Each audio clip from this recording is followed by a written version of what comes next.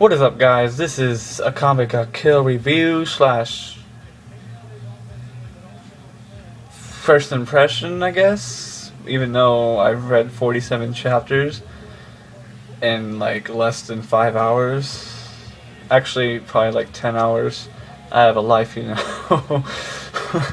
But, anyways, this manga I found out was going to be adapted into an anime later this year, and the plot and synopsis for it interested me a bit.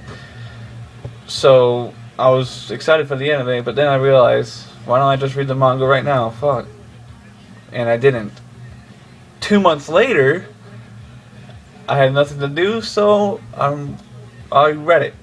And I marathoned that shit. Can you say even marathon in manga? Does that even make sense? I marathon that manga so great. No, I read the shit out of it. That's what I'm gonna go with right now. So, Akame ga Kill. Plot right now, synopsis, whatever. It is about an assassin group that goes out and kills all the scumbags of the Empire, which is the place they're at, the capital. It is controlled by the Prime Minister, who's controlling the mayor of the capital. I don't know if he's the mayor, king, mayor, president, I don't know. But the mayor thing, the guy is like 12 years old, or girl. It's hard to tell in the manga. There's so many of those traps, it's ridiculous, especially, never mind. But the Prime Minister is the main antagonist, obviously. To me, obviously.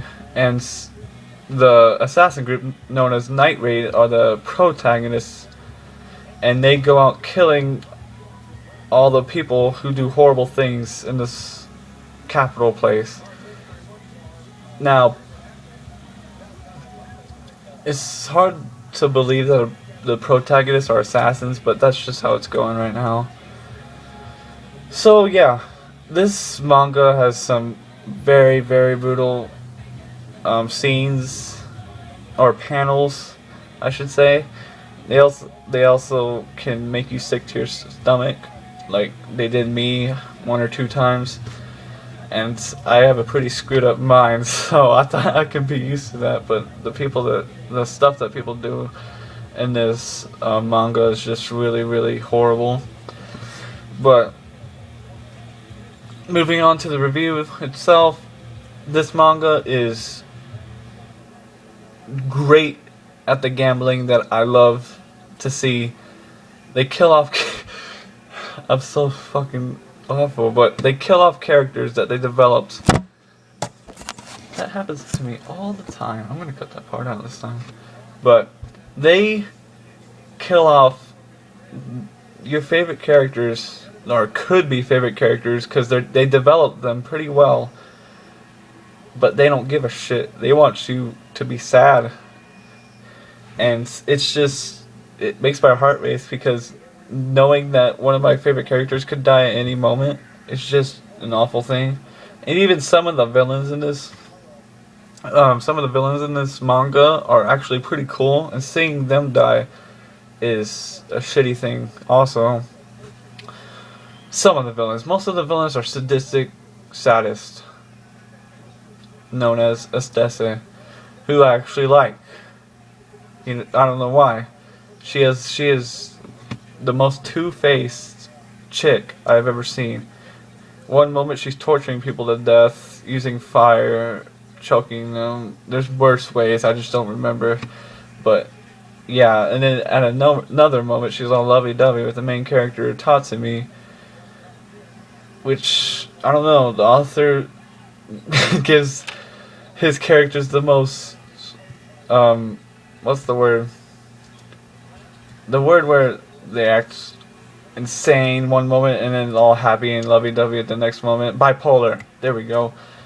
This manga has the most bipolar characters I've ever seen in my life. But with the characters being good, obviously the character development is good, right? Yes, but it could be better. I mean, the main character could be developed better, and other characters can be developed better. This manga should try to develop the characters a little bit more before they kill them off, because whenever they kill off the main guys who died, I'm not going to spoil anything, but whenever they died, they didn't develop them too much, but they developed them to a point where you feel sad, which still, it sucks. But at the moment, the main character's just dating this girl who's been in the manga since the beginning, and I actually like her, but the fact that she's dating him is a red flag saying this chick's gonna fucking die. Possibly. But I'm not sure. I'm not spoiling anything because none of those chapters are even out yet. I don't know what's going to happen, but I feel like there's a red flag there, and I'm really, really hoping that she doesn't die. But this manga does great with the characters. The plot development is repetitive, but it's still awesome. Like, I love the things that Night Raid does, and the shit that the Empire does is just disgusting. Even though it is repetitive, Night Raid goes out, kills some bad guys, fights the other main antagonists a little bit, lose a character, repeat. It's different every time in its own way, because the situations are different, obviously, and the main character develops during those different situations in different ways. I just said different like 7 times, but that's alright. So, I think I pretty much went through most of the stuff. Obviously, there's no soundtrack, since it's a manga. Yeah, I'd recommend this to you if you just love brutality and crazy shit going on, and if you're not afraid to see your characters die. Like, if you have a weak heart, maybe you don't want to read this, but if you are strong-willed like me and a little crazy like me, then you can fucking read this, man. Like, you can do it.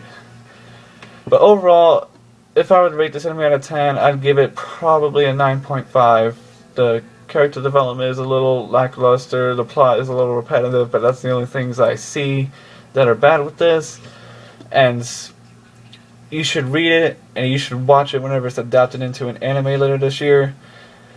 And that's pretty much all I've got, I think. So, peace.